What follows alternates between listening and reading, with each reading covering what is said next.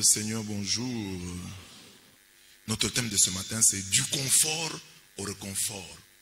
En choisissant du confort au réconfort, comme thème de notre méditation de ce matin, nous sommes partis de l'évangile qui, à travers les béatitudes, les macarismes, vient nous faire sortir de notre zone de confort. Qu'est-ce qu'on appelle en français une zone de confort? C'est un ensemble de raisonnements, un ensemble d'habitudes et d'attitudes dont on a fait une seconde nature et qui nous rassure. Chacun a sa petite zone de confort. Et je suis comme ça, c'est comme ça que je suis. Bon, tu réfléchis d'une certaine manière, tu es incapable de sortir de cette zone-là. Tu trouves que c'est ça la vie. Tu es tellement habitué à cette vie que tu trouves que c'est en dehors de ça, il n'y a rien d'autre. Tu es dans ta petite zone de confort. Moi, j'ai toujours pensé comme ça. Non, mais tu peux sortir de cette zone de confort. Voilà comment Jésus vient nous bousculer. Il nous fait sortir de notre zone de confort en nous montrant que le bonheur est ailleurs. C'est-à-dire que chacun a sa petite zone de confort. Par exemple, notre zone de confort, c'est quoi? C'est le pays de l'argent. Donc, il faut avoir de l'argent. Le pays de la violence. Et, bon, on me fait du mal et j'ai fait aussi du mal. Les pays de fêtes frivoles. Il faut fêter. Frivolement. Les pays de l'injustice, nous aimons l'injustice, nous aimons la rancune, nous aimons l'impudicité, nous aimons la paix des cimetières. Alors ça, ce sont nos petites zones de confort. Nous aimons bien les habiter. Alors Jésus, lui, vient nous faire sortir de là. Il dit non, vous avez toujours pensé que heureux les pauvres. Moi, je vais vous dire que les riches sont malheureux. Vous avez toujours pensé heureux les riches. Moi, je vais vous dire non, il y a des riches malheureux. Heureux les pauvres. Vous avez toujours pensé que heureux ceux qui rendent le mal pour le mal. Non, moi je vais vous dire que heureux les doux, heureux les miséricordieux. Vous avez toujours pensé qu'ils sont heureux les coureurs de jupons, ou ceux qui vivent à la corinthienne. Vous avez pensé que c'est eux qui sont heureux. Non, Jésus, non, heureux les cœurs purs. Donc Jésus nous fait sortir de notre petite zone de confort. Nous pensons toujours, dans notre imaginaire collectif, nous pensons que le bonheur est là, c'est dans l'argent. Le bonheur est dans ceci. Je dis non, le bonheur n'est pas là. Si vous trouvez quelqu'un qui se dit chrétien, vous lui posez d'abord la question, tu connais les béatitudes? Demandez pas à ton voisin, est-ce que tu connais les béatitudes? Il y a combien de béatitudes? Dans la chanson, là, on dit, il y a 8 béatitudes. Voilà, donc on sent qu'il y a 8 béatitudes. Donc ces paroles ici, heureux les. C'est ça qu'on appelle les béatitudes. Un chrétien doit les connaître. C'est le sermon sur la montagne, c'est le cœur de l'enseignement de Jésus. Une des révolutions que Jésus a apportées. Le monde a toujours pensé que le bonheur est dans ces Jésus. Non, le bonheur n'est pas dans cette zone de confort-là. Le bonheur est ailleurs. Amen. Demandez à votre voisin de vous citer avec justesse, correctement, une des 8 béatitudes. Demandez à votre voisin. Une des 8 béatitudes. Tu sais, heureux les qui? Ils auront quoi? Et être correct. Heureux ils auront quoi? Heureux le cœur pur, ils seront consolés. Le cœur pur verront qui? Les cœurs purs verront les pauvres en esprit. Heureux ceux qui pleurent, ils seront frappés. Voilà, c'est ça. Cet enseignement-là, c'est un enseignement central. C'est ça qu'on appelle les béatitudes. Il y en a 8. Les 8 béatitudes. Alors, mon thème du confort au réconfort, je l'ai pris de l'évangile, mais aussi de la première lecture. La première lecture nous indique une voie qui est au-dessus du confort. C'est le réconfort. Que dit la première lecture? Béni soit Dieu, le Père de notre Seigneur Jésus-Christ, le Père plein de tendresse, le Dieu de qui vient tout réconfort. Le Dieu de qui vient tout réconfort. Dans toutes nos détresses, il nous réconforte. Ainsi, nous pouvons réconforter tous ceux qui sont dans la détresse, grâce au réconfort que nous recevons nous-mêmes de Dieu. Donc Dieu nous donne le réconfort pour que nous puissions réconforter. Dieu nous sort de notre zone de confort, mais il nous donne le réconfort. Il nous donne la force pour que nous puissions donner la force aux autres. Alors la meilleure voie, c'est cette voie des béatitudes. Alors, est-ce que celui qui vit l'esprit des béatitudes est-il réconforté? Oui. Parce que j'ai pris la traduction des béatitudes de la Bible d'André Chouraki. André Chouraki, c'est un auteur qui a essayé de traduire la Bible littéralement. Il a sa traduction qui est différente des autres traductions, mais elle est aussi belle. Hein, et là aussi, c'est richesse. Alors, comment André Chouraki traduit-il les béatitudes? Au lieu de dire heureux, lui dit en marche, c'est-à-dire debout, les humiliés du souffle. C'est comme ça qu'il traduit les pauvres en esprit. Les humiliés du souffle. Alors, comment comprendre cette béatitude? Heureux les pauvres en esprit. Heureux ceux qui sont conscients de leurs besoins spirituels. Heureux ceux qui savent que spirituellement sont des pauvres.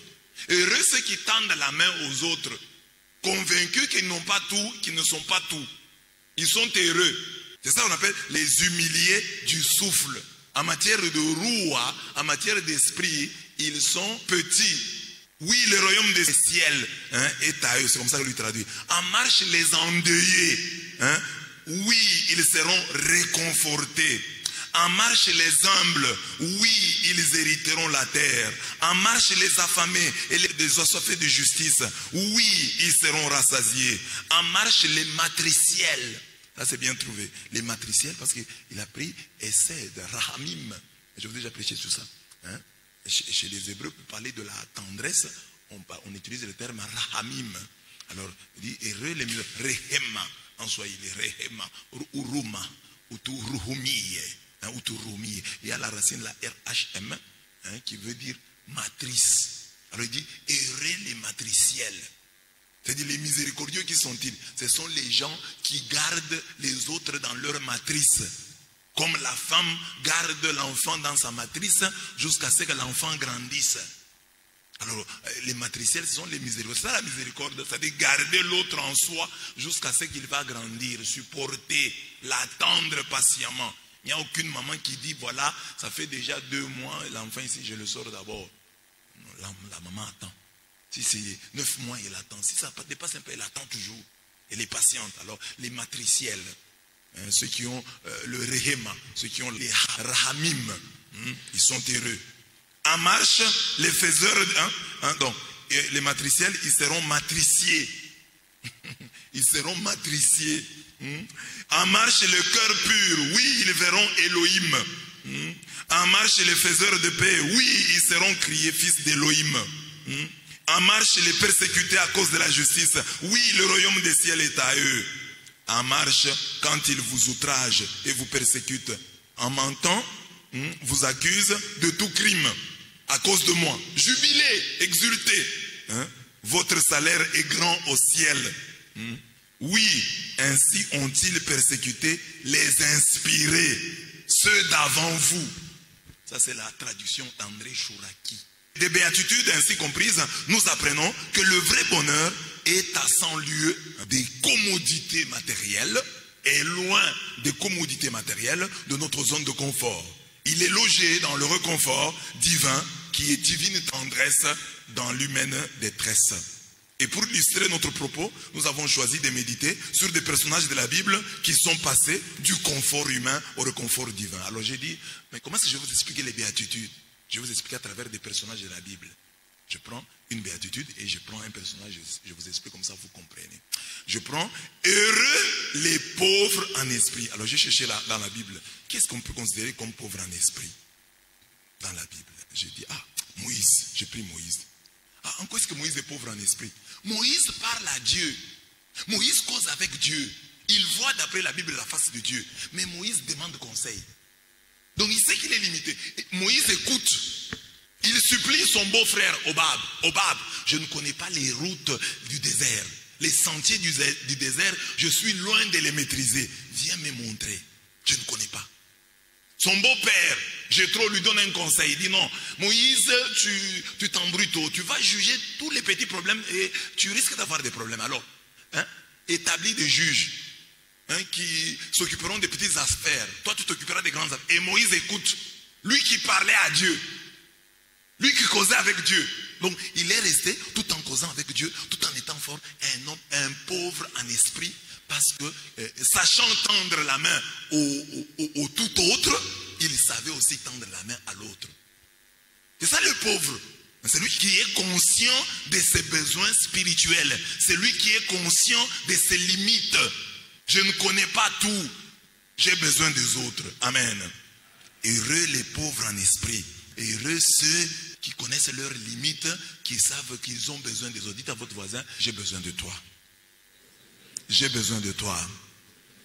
Alors j'ai dit, c'est curieux de voir comment un homme qui parlait avec Dieu et qui était conduit par la colonne de nuée et de feu pouvait être si humble et si réceptif. La Bible dit même que c'était l'homme le plus humble de la terre. On le critiquait, il c'était Moïse. Celui qui n'est pas humble et réceptif est encore dans le confort humain. Il est malheureux car il regrettera ses mauvais choix.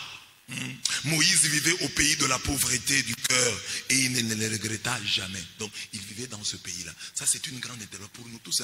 Je voudrais interpeller ici les médecins. Vous voyez par exemple si vous êtes médecin et que vous n'êtes pas pauvre de cœur, mais vous allez tuer les gens.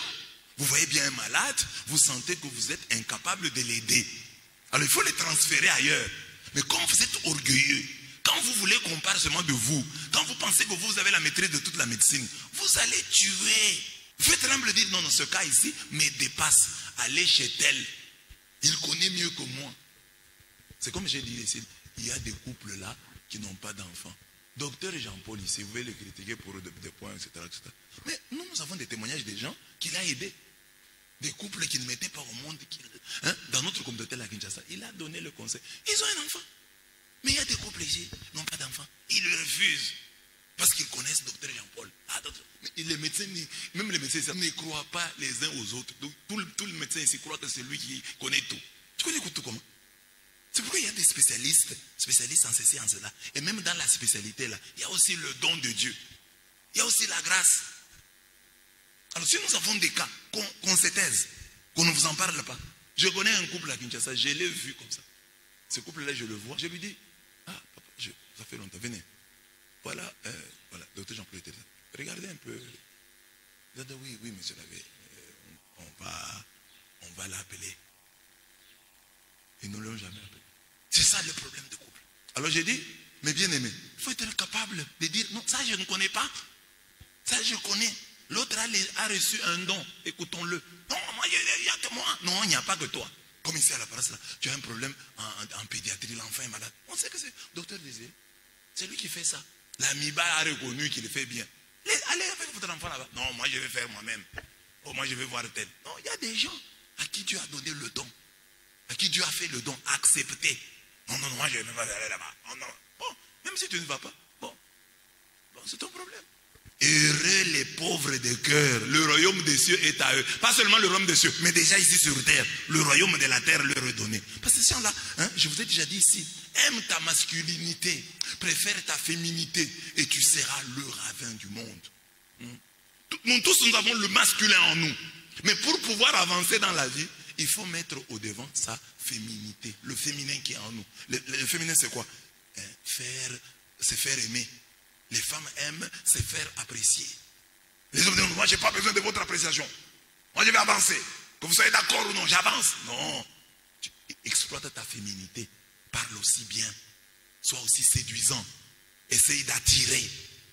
C'est ça la féminité, le féminin en toi. Non, moi je n'ai pas besoin de ça. Si vous voulez, vous partez. Non. Le féminin en toi. Même si tu grondes. Même si tu sais aussi dire, ah voilà, non, j'ai besoin de vous. J'ai besoin de vous. Dites à votre voisin, j'ai besoin de vous. Ah, c'est ça, ce sont les paroles des pauvres de cœur. Dire à Dieu, j'ai besoin de toi. Dire à l'autre, j'ai besoin de toi. Est-ce que tu es capable de dire ça à quelqu'un? J'ai besoin de toi. Et Anne, deuxième exemple.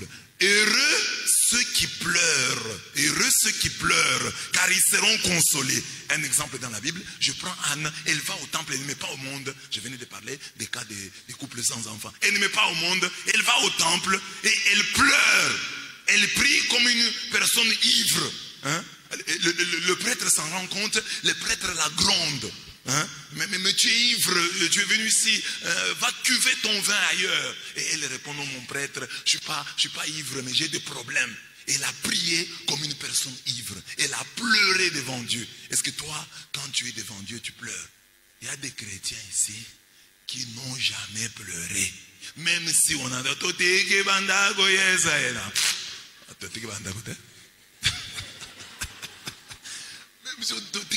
Donc on peut chercher le chant pour qu'il ne pleure pas. Regarde un peu ton voisin. Tu l'as déjà vu pleurer ici à la prière? Regarde ton voisin là, tu l'as déjà vu pleurer. Hein? Il y a des gens, tu regardes, est-ce que je l'ai déjà vu pleurer un jour? Même pas pleurer, quand même un peu de larmes, hein? Voir ses yeux briller de larmes. Vous voyez que non, il y a des larmes dans les yeux, rien. Même quel chant. Hein? Tu vois quelqu'un qui pleure comme ça à la prière? Jamais. Anne a pleuré. Elle a pleuré. Hein? Hein? Elle avait son problème, elle a pleuré. Alors il faut pleurer. Pleurer, c'est pas dans le sens de se décourager, mais pleurer, montrer que j'ai un problème. Je veux ma délivrance. Je veux en finir, je veux sortir de cette zone de confort. C'est vrai que je suis déjà habitué à ma vie de stérilité, je n'ai pas d'enfant, je suis habitué. Mais je veux sortir. Et Anne sera consolée. On a dit, heureux ceux qui pleurent, ils seront consolés. Anne a été consolée. Cette femme affligée fut un jour consolée. Elle mit au monde Samuel. Puis Yahweh la visita. Elle conçut et elle mit au monde 3 fils et 2 filles. Le jeune Samuel grandissait auprès de Yahweh. Les larmes d'Anne nous enseignent que la prise de conscience de notre malheur et les larmes versées pour en sortir sont le pays de notre bonheur. Celui qui souffre et qui ne sait pas pleurer amèrement ses malheurs vit dans le confort de Babylone. Il doit sortir de cette habitation des démons, se repère de tout esprit impur, de tout oiseau impur et odieux. Donc, quand vous êtes dans un malheur et que vous ne pleurez pas, vous le trouvez normal. Pleurer, ça veut dire que vous n'êtes pas content de votre situation. Et vous l'exprimez devant Dieu. Dieu va vous consoler. Il ne faut pas être content d'être locataire. Oh, je suis bien, je loue à un bel endroit. Oh, le propriétaire de la maison habite Kinshasa. Et il ne me dérange pas. J'ai déjà 3 mois d'impayement et il ne me dérange même pas. Il m'a dit que quand je trouverai l'argent, je pourrai donner. Pleure, pleure. Bon, sans manquer de foi, sans vouloir aller voler, en te confiant à Dieu, comme Anne l'a fait. Elle a un problème, elle va au temple à Silo, et c'est là qu'elle parle à Dieu, avec larmes. Le prêtre qui la regarde croit qu'elle est ivre, alors qu'il n'en est pas question. Elle a un problème et elle pleure devant le Seigneur. Heureux les doux, ils recevront la terre en héritage. J'ai cherché qui était doux et qui a reçu la terre en héritage. J'ai trouvé Abraham. Abraham a des conflits fonciers avec son neveu. Ils sont tous bergers. Alors ils se disputent les pâturages. Abraham dit à son neveu Lot, dit Lot, bon, si tu prends la gauche, hein, les terres sont nombreuses ici. Si tu prends la gauche, moi je prends la droite. Si tu vas à gauche, si tu vas à gauche, moi je vais à droite. Si tu vas à droite, moi je vais à gauche. Alors, on va se quereller pour ça. Et l'autre regarde le côté qui était verdoyant, qui était fertile, il dit je vais là-bas. Et Moïse le laisse et il y va. Et Moïse, au côté là où il est resté, il est béni. Même si l'autre est allé là-bas, il n'en fait pas un problème, il accepte que l'autre aille là-bas. On dit, heureux les doux, ils posséderont la terre en héritage. Et Moïse a été doux, il a possédé la terre. Il a dit non, l'autre prend ce que tu veux. Moi, je vais me contenter de ce que tu vas me laisser. Abraham, le père des croyants. Est-ce que toi, tu es capable de laisser à l'autre? Je te laisse. Vous vous disputez un poste, je le lui laisse. Il y a un conflit sur l'endroit, je pars. Pourquoi créer des problèmes? Bon, il ne veut pas que je reste ici, je m'en vais. Apprends à céder la place aux autres. Heureux les doux, sois doux, sois douce. Il ne faut pas créer la guerre, non. Sois doux. Hein? Heureux les doux, ça dit heureux les non violents pour sa présence dans l'histoire. Bon, il y a des problèmes, je quitte, je pars. Je ne veux pas de problèmes, je pars. Tu peux partir? C'est comme les filles là ou les garçons. Toi, tu as une fille avec qui tu vis. La fille là vit déjà avec un autre garçon. Tu ne peux pas accepter ça. Laisse-lui la fille. Laisse-lui le garçon. Laisse-le vivre. Tu veux créer la guerre. Tu vas frapper le garçon là. Et tu t'oublies qu'en le frappant, tu vas augmenter l'amour. Laisse-le. Sois en paix. Heureux les doux, ils posséderont la terre. Et même toi, fille, tu vis avec un garçon. Vous n'êtes même pas marié. Vous n'êtes pas connu. Tu n'es pas connu dans la famille. Le garçon là te dit c'est fini. Tu dis ça ne va pas finir. Toi tu vas m'épouser de gré ou de force. Ça existe où? Le garçon a dit que c'est fini. Accepte. Fais le deuil de ton amour là. Accepte. Oui, j'accepte. Et accepte-le vraiment. Pas tu acceptes. Maintenant tu vas te plaindre partout. Oh ceci, c'est là. Tu commences à créer des problèmes à cette fille là. Laisse la fille d'autrui. On t'a déjà refusé. C'est pas notre problème. Et puis les femmes qui sont refusées là. Vous savez pourquoi on refuse les femmes? Amen. Hein? Il y a des femmes qu'on refuse à juste titre. Parce que le mari là est venu plusieurs fois. Il a dit, voilà, chers parents, regardez votre fille. Je lui donne des conseils, elle ne comprend pas. Deuxième fois, troisième fois, la femme n'écoute pas. Quatrième fois. Et cinquième fois, elle ajoute encore, elle la rajoute des plus graves. Alors le monsieur va faire quoi? Dieu ne l'a pas envoyé sur cette terre pour te porter toi et pour souffrir. Non. Dieu ne l'a pas envoyé sur la terre pour souffrir. Si tu le fais souffrir, il a le droit de partir. L'église peut bien lui dire non, voilà, tu ne vas plus te marier. Il peut accepter. Bon, tu ne vas plus te marier religieusement. Il dit oui, j'accepte. Je ne me marie plus religieusement. Je reste. Ça c'est difficile, hein? Dis à celui qui est à tes côtés, alléluia, c'est compliqué. Mais maintenant tu dis à quelqu'un, pardonne à cette femme qui s'est méconduite. Il va accepter. L'église va parler, mais il va refuser. Donc, en principe, mets en tête que tu ne dois pas te méconduire. Parce que si tu te méconduis, le monsieur là, il n'est pas très chrétien. Il s'est converti il y a peu. Il est récemment converti. Il ne va pas accepter de te pardonner. Donc, si tu veux vivre dans le mariage, ne te méconduis pas. Tu as 3 garçons que tu gères. Tu as 3 garçons plus un papa. Hein? Tu sors avec 3 garçons et un papa. Il est marié. Et tu les gères et personne, tu fais 1 année, personne ne sait rien. 2 ans, personne ne sait. Donc tu es fort. Tu vas continuer avec ça dans le mariage? Demande à la fille qui est à côté de toi, tu en as combien? Il faut commencer aujourd'hui. Non, moi vraiment, je n'ai personne. Mais si je trouve quelqu'un, si je suis seulement avec quelqu'un là. Je trouve avec quelqu'un, je suis avec quelqu'un là, jusqu'à ce qu'on va se marier. Non, moi je combine, tu as 3, 4, et tu les gères bien. Parfois ils parlent même comme ça. Tu les trouves là en train de causer les deux là, mais tu les combines. Hein? Alors maintenant, non, voilà, le mari là va me pardonner. Il ne va pas pardonner. Il n'est pas chrétien. Amen. Dis à ton voisin là que je suis chrétien. Mais je ne suis pas encore très converti. Hein? Alors on dit non. Il y a des prêtres, je connais des cas de prêtres. La belle-sœur du prêtre s'est méconduite. Le prêtre lui-même là, il a dit à son frère de divorcer. On connaît des cas. Le prêtre a dit non. En tout cas, là, il n'y a pas moyen. Même Dieu. Le prêtre l'a dit ça. Maintenant, toi, tu vas dire, non, je vais aller dans le mariage, on va me pardonner. Non, le garçon là a supporté, pas pardonné, a supporté parce qu'il n'avait pas le choix. Mais dans le mariage, on ne va pas pardonner. Quelqu'un qui a donné sa dot, il te partage avec quelqu'un d'autre. Il ne va pas accepter. Mais déjà, tu as commencé aujourd'hui le stage de la méconduite en combinant 3-4 garçons. C'est le stage de la méconduite. Abraham le doux, propriétaire terrien. Donc Abraham dit non, on ne va pas se disputer pour ça. Qui se perd dans les conflits parcellaires, fonciers, cadastraux, sera toujours malheureux. Mais le doux qui renonce à la violence a déjà quitté sa zone de confort. Il vit et vivra le vrai bonheur. Dans le pays des conflits parcellaires, on n'a ni le temps ni le cœur à chanter les merveilles du Seigneur. Donc voilà, les conflits parcellaires, il y a des gens qui les créent. Donc votre papa est déjà mort. Il vous a laissé la petite parcelle là.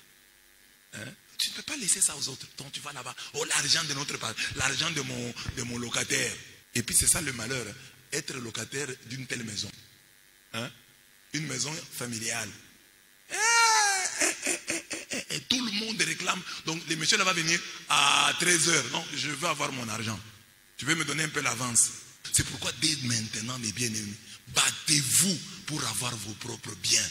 Si vous ne les avez pas, c'est ce que vous allez commencer à faire. Restez dans votre parcelle, vous occupez de la parcelle familiale pour que papa vous donne l'argent, pour qu'on vous donne l'argent du loyer, de la maison que papa a laissée. Vois par exemple moi ici. Chez nous, là, à Magia, notre maison, il y a des locataires. Mais pour rien au monde, je peux aller là-bas pour demander l'argent. C'est moi qui envoie à ma mère. Parce que Dieu m'a donné mon argent. Je vais aller là-bas. Mais si Dieu ne te donne pas ton argent, tu vas commencer à te préoccuper là-bas dans l'argent du locataire. 4. Heureux ceux qui ont faim et soif de la justice, car ils seront rassasiés. Job, la fierté de Dieu. On dit, Job était un homme assoiffé de justice. La justice dont on parle ici, c'est la sainteté. Il ne faut pas qu'on parle de la justice dans le sens de la justice sociale. Hein? La justice dont parle la Bible ici, c'est la sainteté. Heureux ceux qui sont assoiffés de sainteté. Heureux ceux qui sont affamés et assoiffés de sainteté. Et heureux ceux qui veulent. Alors, Job était assoiffé de sainteté. On dit, c'était un homme intègre. Il n'y avait personne comme lui. Et Dieu pouvait se vanter en disant au diable, est-ce que tu as vu mon serviteur Job? Il n'a point de pareil sur la terre. Voilà l'interpellation. Est-ce que quand le diable, quand Jésus, quand le Seigneur parle au diable, peut-il dire de toi, voici ma servante telle, voici mon serviteur tel, il n'a point son égal, je suis fier de lui, je suis fier d'elle. Dieu peut-il être fier de toi devant Satan? Ou c'est Satan qui est fier de toi devant Dieu? Voilà, mon type, je l'ai infiltré là-bas. Il va compliquer la vie à cette communauté. Tu vas sentir. Je l'ai envoyé. C'est moi qui l'ai envoyé là-bas. Mais c'est ça le problème. Est-ce que le diable t'appelle ma fille, hein, mon fils? Travaille là-bas. Crée là les amis. Crée les problèmes dans cette paroisse-là. Crée des misères. Ou c'est Dieu qui dit mon fils? Regardez comment Dieu dit. Dieu dit au diable, as-tu remarqué mon serviteur Job? Il n'a point son pareil sur la terre. C'est un homme intègre et droit qui craint Dieu et s'écarte du mal. La zone du confort, c'est rester tel qu'on est là. Ne pas fournir des efforts pour correspondre à la volonté de Dieu. Dieu est-il fier de toi comme tu es fier de lui? Quand il est fier de toi, la souffrance qu'il permet dans ta vie ne sera pas la conclusion de ton existence sur cette terre. Tu en sortiras comme tu es déjà sorti de ta zone de confort et tu pourras goûter la succulence de ce texte. Le malheur atteint souvent les justes, mais l'Éternel l'en délivre toujours. Les assoiffés de la justice seront rassasiés. C'est-à-dire dans la vie, les assoiffés de la justice, je vous ai toujours donné cette image. Vous voyez, nous sommes des pécheurs. Mais qu'est-ce qui nous qualifie devant Dieu? C'est nos soifs. Il ne dit pas heureux les justes. Heureux les affamés, heureux les assoiffés de justice. Il ne dit pas heureux les justes. Nous, ce que Dieu nous demande, c'est d'être affamés et assoiffés de justice. Être assoiffés et affamés de sainteté. À défaut de sainteté, Dieu nous contente de notre soif de sainteté. Qu'il voit que tu as faim, tu veux correspondre à sa volonté. Parce qu'il dit heureux, on ne dit pas heureux les justes, heureux les assoiffés et les affamés de justice, ils seront rassasiés. Que Dieu trouve en toi le désir de sainteté, comme tu l'as eu à l'école, comme tu l'as eu à l'université, tu avais le désir de te distinguer et tu t'es distingué. Toi qui as fait la dictée, toi qui as fait des interros, il y a des interros, tu voulais avoir 10 sur 10, tu as eu. Tu voulais faire une dictée sans faute et tu l'as faite, cette dictée-là. Tu n'allais pas à la dictée pour échouer. Même au football. Pourquoi on donne les cartons jaunes et les cartons rouges? Les cartons jaunes, c'est pour, bon, on peut dire, voilà, quelqu'un involontairement peut mal jouer et blesser son adversaire. Mais les cartons rouges, c'est-à-dire, on voit la volonté qu'il voulait vraiment nuire à l'autre. Direct. Carton rouge. Donc Dieu voit, quand il regarde, tel il dit non, non. Et Déborah veut être sainte. Je vois ça. Elle a la soif. Elle a la faim de la sainteté. Regardez, il erre, non, non. Il veut. C'est ça qu'il veut.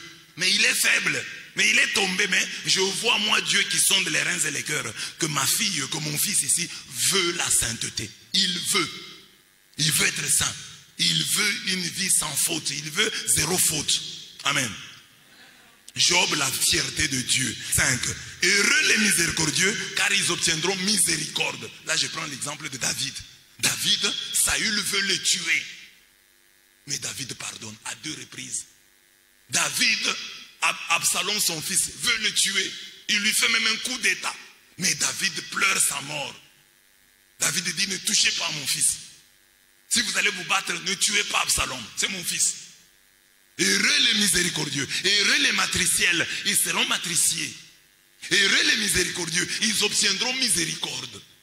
Heureux ceux qui gardent les autres dans leur matrice, Dieu les gardera dans sa matrice.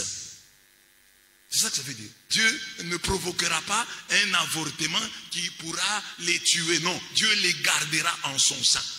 C'est ça la miséricorde. Alors David n'a pas rejeté Saül. Je vais le tuer. Non, non. Saül lui en voulait. Saül voulait le tuer. Il était roi. Mais David dit, je ne te touche pas, tu es loin de Dieu.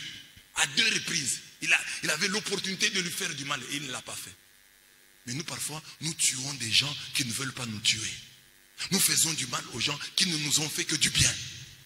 Nous voulons en finir avec ceux qui nous ont fait simplement la remarque sur ce que nous faisons. Heureux les miséricordieux, ils obtiendront miséricorde. La miséricorde se moque du jugement. Dans la vie, il faut être miséricordieux. Quand on est pécheur, tout ce que tu peux faire, c'est être miséricordieux, être compréhensif. Dieu sera aussi compréhensif à ton égard. Amen. Là, c'est David. Il avait un grand cœur, une grande âme, un cœur pardonneur. C'est lui qui vit dans la rancune, vit dans la zone de confort. Le pardon fait de nous des hommes libres et heureux vivant chez eux. Tu vois, le pardon est une puissance qui libère. Quand vous pardonnez, même les... Vous voyez, une jeune fille là qui a des maux d'estomac. Une jeune fille là qui a des maux de tête récurrents. Qui a des maladies. Hypertension. Il y a des gens qui ont l'hypertension là. L'hypotension à ton âge. Là. Ça vient d'où? Rancœur, rancune. Garder les histoires dans le cœur. Je ne vais pas saluer tel. Et tel, je le vois là-bas, je prends une autre route. Je vais l'éviter. Il faut éviter certaines choses qui sont inutilement chronophages. Tu te fais bouffer le temps pour rien en étant rancunier. Tu perds ton temps. Est-ce que toi tu vas changer sa vie? Voilà, il a fait ça. Vous avez entendu ce qu'il a fait. Et tu as un groupe de gens. Vous vous retrouvez la scène pour parler de tel et de tel. Signe que vous avez échoué dans votre vie. Heureux les miséricordieux, car ils obtiendront miséricorde. Heureux le cœur pur, ils verront Dieu. Là, je prends l'exemple de Joseph. Joseph est chez Potiphar. Potiphar a une belle femme, j'ai déjà vu. C'est une très belle femme, la femme de Potiphar. Écoutez même le nom de l'homme, Potiphar. Il devait avoir beaucoup de pharmacies. Potiphar, Potipharma. Potiphar. Alors, Potiphar, là, il a une belle femme. Et la femme de Potiphar aime Joseph pour son charisme. Elle a son mari, mais elle n'a plus Dieu pour son mari. Et n'a que Dieu pour Joseph. Elle aime Joseph. Elle dit Joseph, voilà l'homme idéal. L'homme qui devait m'épouser. L'homme que j'aime. Le domestique ici, oui. C'est lui que tu aimes, oui. Mais ton mari, qu'il quitte là. Je suis déjà fatigué. On s'est trop vu. Mais cette femme-là se jette sur le corps de Joseph. Joseph fuit. Demande au papa qui est à côté de toi. Est-ce que toi tu peux fuir? Si quelqu'un se jette sur ton corps là, tu vas fuir. Beaucoup de papas ici, si ça leur arrive, quelqu'un qui se jette sur ton corps, il va dire Seigneur, que ta volonté soit faite. Qui va dire une femme qui se jette sur toi, te dit délivre-nous du mal. Et puis dans la vie, la gratuité, il faut toujours méfier. En Europe, les gens se méfient de la gratuité. Je vous ai dit qu'il y avait une bibliothèque là où on donnait les livres gratuitement. Alors les blancs n'avaient pas confiance. Ils disent non, il y a un truc. Comment les gens peuvent nous donner des livres comme ça gratuitement? Qu'est-ce qu'eux gagnent? Alors une femme qui se prête comme ça, la femme d'autrui, qui vient seulement comme ça gratuitement, tu ne l'as pas cherché. C'est elle qui te cherche et qui te trouve. Fuis. Fuis. C'est comme les garçons ici. Normalement, en principe, c'est l'homme qui doit suivre la femme. Mais toi, tu es là, un garçon, une femme commence à te suivre. Tu sens vraiment qu'elle te suit. Elle te dit même clairement. Vous êtes toujours comme ça. Nous, ici, vous ne nous voyez pas. C'est que nous, on n'a pas de seins. Vous suivez seulement les autres. Elle te dit comme ça clairement. Et toi, tu tombes dans le piège. Méfie-toi des histoires gratuites. Elles sont pourries. Elles sont généralement pourries. Une fille qui interroge un garçon d'autrui sur sa fiancée. Ça vient faire quoi? Tu es qui? Ces derniers temps, je ne te vois plus avec tel. Donc, tu souhaites qu'avec tel, on puisse rompre. Comme ça, toi, tu vas rentrer là-bas. C'est ça ce que ça veut dire. Ces derniers temps, on ne te voit plus avec tel. Il y a quoi? Vous avez des problèmes? Oui. Lâche le morceau maintenant. Dis ce que tu veux. Tu veux quoi? Je voudrais prendre sa place. Et qu'il ne te demande. J'ai l'honneur de venir auprès de votre représentateur. J'ai appris que vous n'êtes plus en bon terme avec votre ex. Alors moi, je suis là, disponible comme une eau. Dans la vie, même les hommes, les garçons disponibles, les filles disponibles, on ne vous aime pas. On finit par vous lâcher. Ne soyez pas trop disponibles. Vous êtes toujours là. Vous êtes toujours là. Je suis là, disponible comme une eau. Dans l'histoire ici d'amour, petit, il ne faut pas être disponible. Est-ce que je peux venir? Non, je n'ai pas le temps.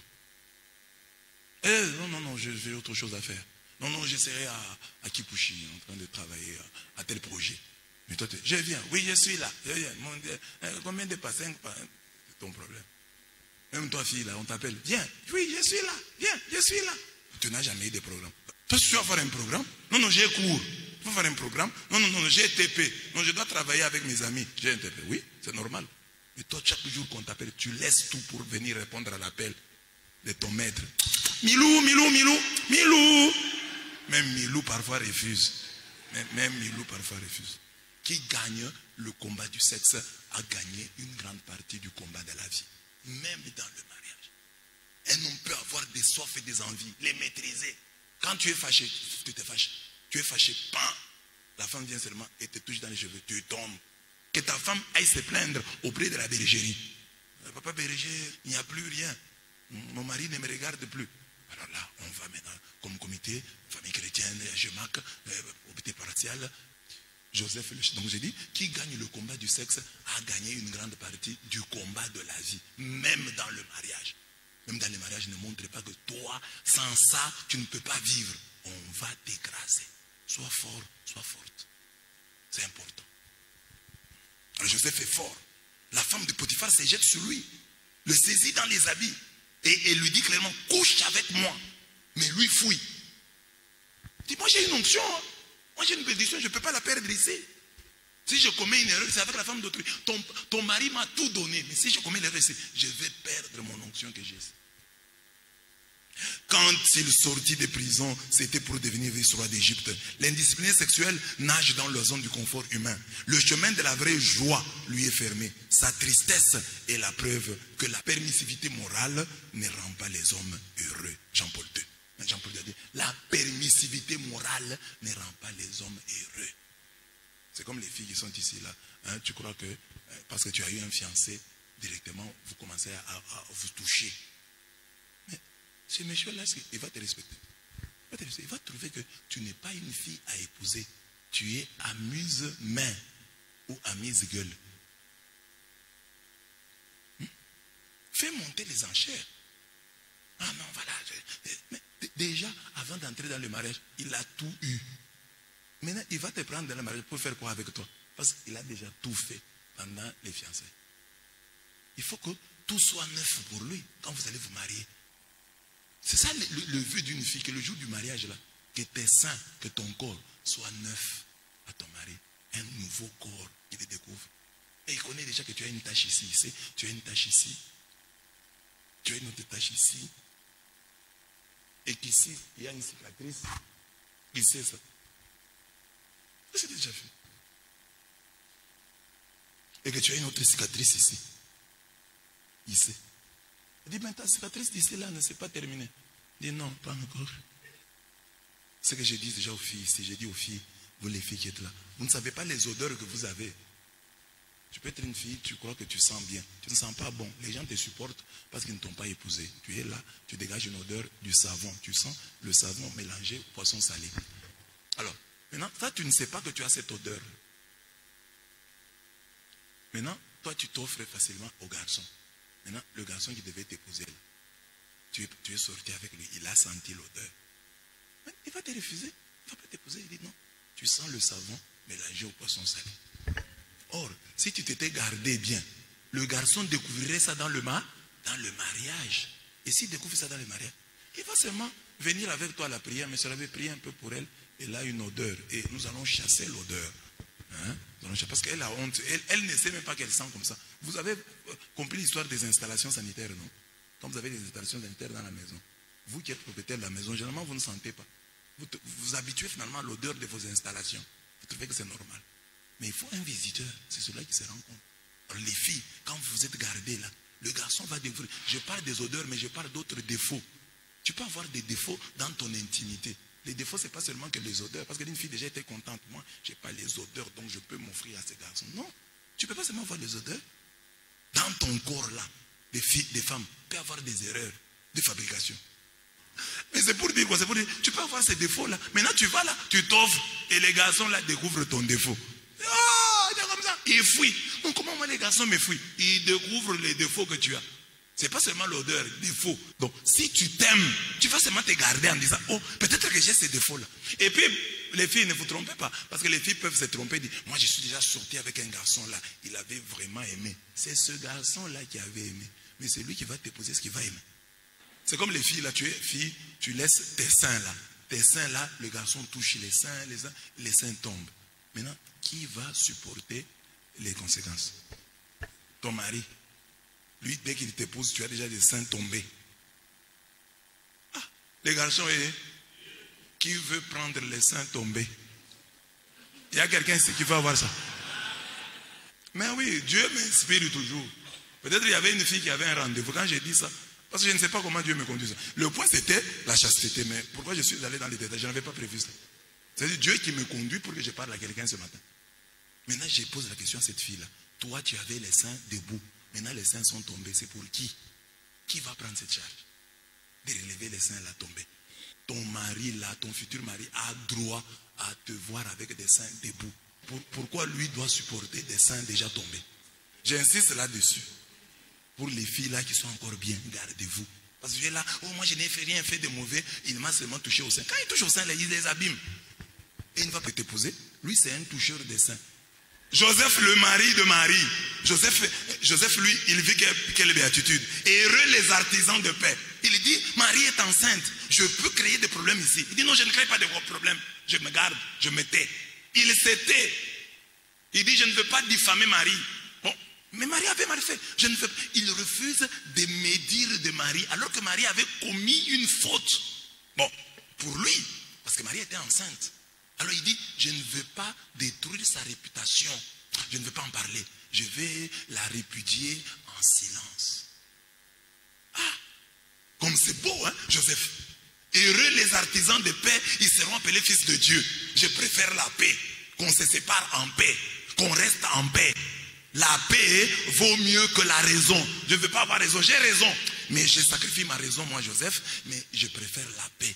Que Marie s'en aille en paix. On a quand même bien vécu avec elle. Je ne veux pas maintenant créer des problèmes comme si on n'avait pas bien vécu. Voilà Joseph, le mari de Marie. Pas de problème avec Marie. On va se séparer en paix. Je ne veux pas détruire sa réputation. Je ne veux pas aller raconter des histoires aux gens. J'ai vécu avec elle. Mais elle s'est retrouvée enceinte. Je ne veux pas. Mais il y a des hommes ici qui sont mariés. Hein, mariés. Mais ils créent des problèmes. Ils ne se sont même pas séparés. Ils n'ont même pas divorcé. Mais déjà l'homme a répandu le bruit sur sa femme. Il est comme ça. La femme a répandu le bruit sur son mari. Il est comme ça. Alors qu'ils ne se sont pas séparés. Mais Joseph dit, je vais garder la bonne réputation de Marie. Je ne vais pas parler en mal de Marie. C'est ça qu'il faut faire. Vous avez vécu avec un homme. Vous avez eu des enfants. Il était vraiment mauvais. Vous avez eu un premier enfant. Il était mauvais. Deuxième enfant. Il était mauvais. Troisième enfant. Il était toujours mauvais. Tu as eu une femme avec qui tu as eu deux, trois enfants. La femme, elle a été mauvaise en tout. Mais vous avez eu 3 enfants. Et tu étais toujours là. Mettant au monde le premier, mettant au monde le deuxième, mettant au monde le troisième. Lui, toujours mauvais, mais tu étais là. Préserve-nous de tout cela. Quand tu parles de ton ex, de ton mari, dis non, non. Il était un homme de bien. Il avait ses défauts, mais il avait aussi ses qualités. Il avait ses hauts, il avait aussi ses bas. On a eu des problèmes, mais je crois que c'est Dieu qui n'a pas voulu qu'on reste ensemble. Voilà. Non, quand tu commences à ouvrir la bouche pour te donner raison, tu salis, tu noircis ton ex. De la pire des manières, non? Mais vous êtes resté 5 ans, vous êtes resté 2 ans, donc il n'était pas aussi mal que ça. Mais le destin a fait que vous ne puissiez pas vivre ensemble. Tu as vécu avec une fille dans les fiançailles ou dans le copinage pendant 2 mois, 1 année, 2 ans. Mais après, ça n'a pas marché. Tu ne dois pas détruire sa vie pour ça. Heureux les artisans de paix. Qu'est-ce qui tue la paix entre nous? C'est la médisance. C'est la calomnie. Calomnie, tu vas raconter des fausses choses. Médisance, tu fais la publicité du péché de l'autre. C'est ça qui crée la guerre, la zizanie entre nous. Si chacun de nous s'occupait de ses oignons, nous vivrions en paix. Amen. Dis à ton voisin, tu veux qu'on vive dans la paix? Occupe-toi de tes oignons. Occupe-toi de tes oignons. Quelle est ta situation? Tu es maintenant marié. Tu sors maintenant avec qui? C'est ton problème. Toi, on te voit seulement la parole. Toi, tu sors avec qui? Ce n'est pas parce que toi, tu sors avec que tout le monde sort avec. Tout le monde n'est pas comme tout le monde. Occupe-toi de tes oignons. Et puis, tu vois en cours de route un garçon et une fille passer. Comme toi, tu as ça dans ta tête. Directement, tu vas raconter. Ah, voilà, j'ai vu tel et tel, ceux qu'ils sont ensemble. De toute façon, ils marchaient lentement. Tu voulais qu'ils commencent à courir?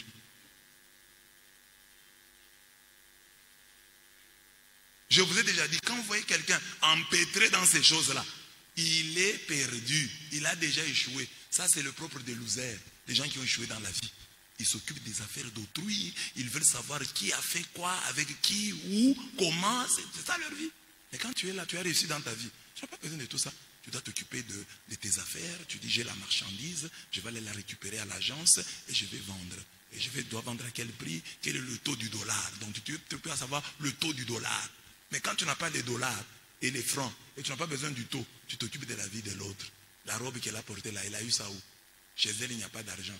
Donc c'est quelqu'un qui lui a donné. Et ce quelqu'un, c'est qui? Tu commences à chercher. Et j'ai déjà dit ici que quand tu t'occupes seulement de tes oignons, tu es bien. Tes oignons, c'est quoi? Tes ongles, tes dents, tes orteils. Déjà, sur les oignons, tu vas prendre le temps de te laver. Tu dis, je me lave. Quelles sont les parties de mon corps que je néglige souvent? Aujourd'hui, je prends le temps de nettoyer mes oreilles. Donc, tu es là, dans la douche. Alors que les autres sont dehors en train de critiquer les gens. Toi, tu nettoies seulement tes oreilles. Tige coton, tu enlèves tout. J'ai terminé l'oreille. Tu prends l'autre.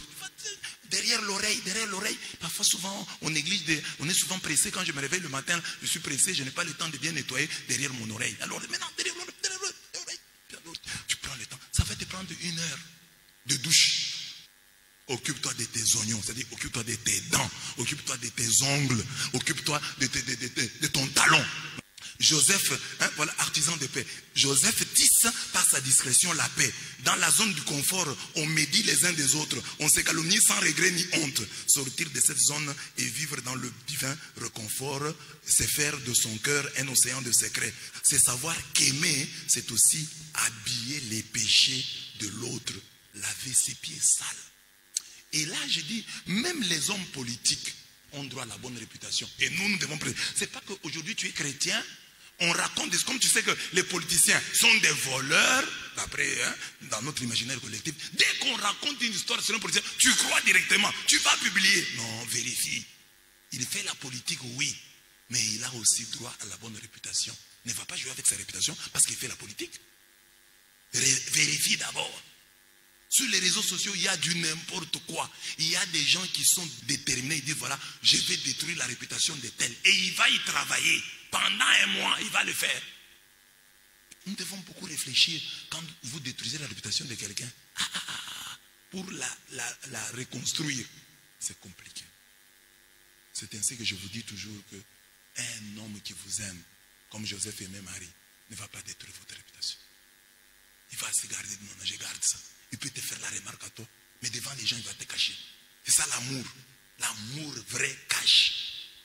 Il habille même. Quand on va dire, voilà, il a péché. Non, il a péché. Ça, c'est un péché. C'est ça l'amour. Il va même habiller les péchés de l'autre. Mais l'amour qui expose l'autre, qui fait la publicité du péché de l'autre, ça, c'est pas l'amour. Tu aimes ton mari, mais tu vas raconter à tout le monde ses erreurs. Il est comme ça, il fait comme ça. Tu aimes ta femme, et tu vas raconter à tout le monde ses erreurs. L'amour de Joseph. Artisan de paix. Et c'est bien trouvé, hein? Artisan de paix. Artisan, c'est lui qui tisse les nasses, qui fait ça. C'est un travail de longue haleine. De longue haleine. Ça demande du temps. Ça demande de la patience. Artisan de paix. Heureux les artisans de paix, ils seront appelés fils de Dieu. C'est comme je disais hier, ici à l'église, il ne faut pas dire non, moi je n'ai pas créé de conflit. Non. Qu'est-ce que tu as fait qui a renforcé nos liens? Tout ce que toi tu as fait. Qu'est-ce que tu as fait pour que nous puissions bien vivre? Parce que ça peut changer. Un jour, tu trouves maman Émérance en train de parler en bien de Kanangil. Oh, Kanangil, c'est un bon garçon. Il a fait ceci, il a fait cela. Mais c'est là que tu dois les rapporter à Kanangil. Kanangil, tu sais quoi? Maman Émérance, on l'a trouvé quelque part, parlant de toi en bien. Moi, je connais un prêtre ici du diocèse dont j'étais le nom faute de temps. Il a commencé à me regarder autrement parce que quelqu'un lui a rapporté le commentaire que j'avais fait sur lui. Bon, lui, il me considère, il y a des gens comme ça, tu ne lui as rien fait, mais il te considère comme son ennemi. Alors lui, il me considérait comme ça. Maintenant, un jour, moi, je trouve qu'il avait fait quelque chose de bien. J'ai fait des commentaires m'abaissant. Parce que moi, j'ai dit, moi, je ne peux pas faire ça. En tout cas, il est fort, parce que moi, je suis incapable de faire ça. Alors, on lui a rapporté ça, il était étonné. La Bible, ça dit ça, hein? La Bible, ça dit ça. Depuis lors, je le vois aujourd'hui, quand il y a une vidéo, il m'envoie. Ma vidéo, là, dit, ah, c'est un ami qui m'a envoyé ça. Mais au début, il croyait que j'étais son ennemi. Mais c'est moi, il a appris que moi, je parle de lui en bien. Ça l'a changé.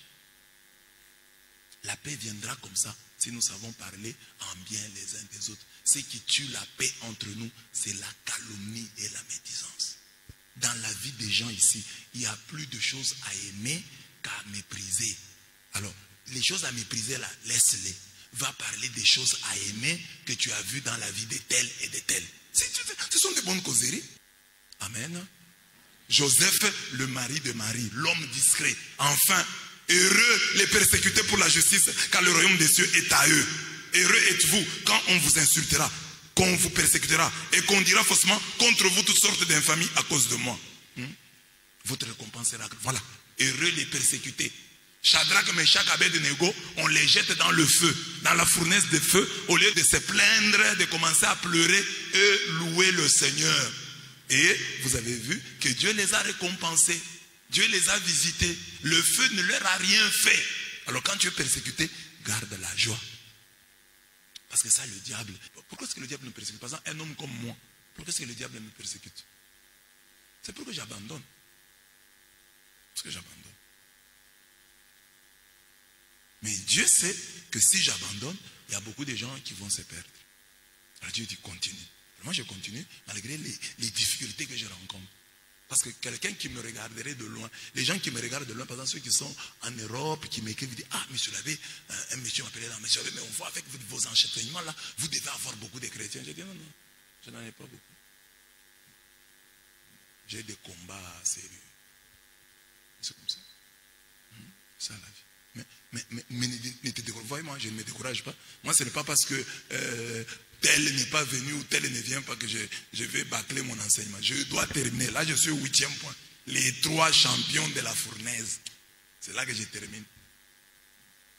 Je termine par là en disant, non, on peut vous persécuter et persévérer. Ce n'est pas parce qu'on vous a persécuté que vous devez abandonner. Parce que c'est ça l'objectif du diable. Pourquoi le diable vous persécute? Pour que vous puissiez abandonner. Pour que vous puissiez vous fatiguer. Pour que vous puissiez lâcher prise. Non, persévérer. Je suis avec vous ici depuis bientôt 10 ans. Bientôt 10 ans. Je suis avec vous. Vous m'avez vu faiblir. Je suis toujours comme ça. Et puis j'ajoute toujours.